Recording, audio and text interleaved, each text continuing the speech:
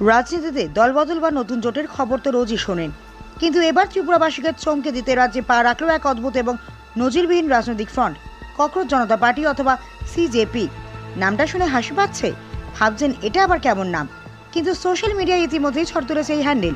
নিজেদের তারা পরিচয় দিচ্ছে a political front of the youth, by the youth, for the youth, অর্থাৎ যুব সমাজের দ্বারা এবং যুব সমাজের জন্যই এই দল।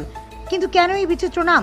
আসলে কোনো এক শীর্ষ স্তরের মন্তব্যে নাকি বেকার যুব সমাজকে তেলাপোকা বা ককরোচের সাথে তুলনা করা হয়েছিল, আর সেই উপহাসকে হাতিয়ার করে প্রতিবাদের এক নতুন ভাষা তৈরি করেছে এই তরুণ প্রজন্ম।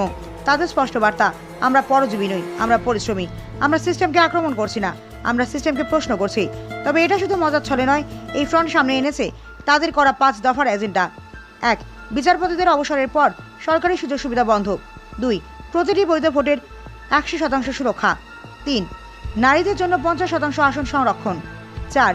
পক্ষপাতহীন ও স্বাধীন সংবাদ মাধ্যমের অধিকার। 5. এবং দল বদল করলে 10 বছরের জন্য নির্বাচনে নিষেধাজ্ঞা। বেকারত্ব এবং ডিগ্রি থাকা সত্ত্বেও চাকরির অভাব নিয়ে সোচ্চার এই ফ্রন্ট দাবি করছে মাত্র 72 ঘন্টার মধ্যে হাজার হাজার তরুণ এই অভিনব ডিজিটাল আন্দোলনের সাথে যুক্ত হয়েছেন।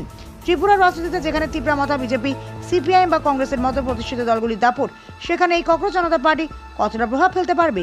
এটা কি কেবল সোশ্যাল মিডিয়ার একটি সাময়িক মিম ট্রেন্ড, নাকি আগামী দিনে ত্রিপুরার যুব রাজনীতির কোনো নতুন সমীকরণ? আপনার কি মনে হয়? কমেন্ট করে জানান।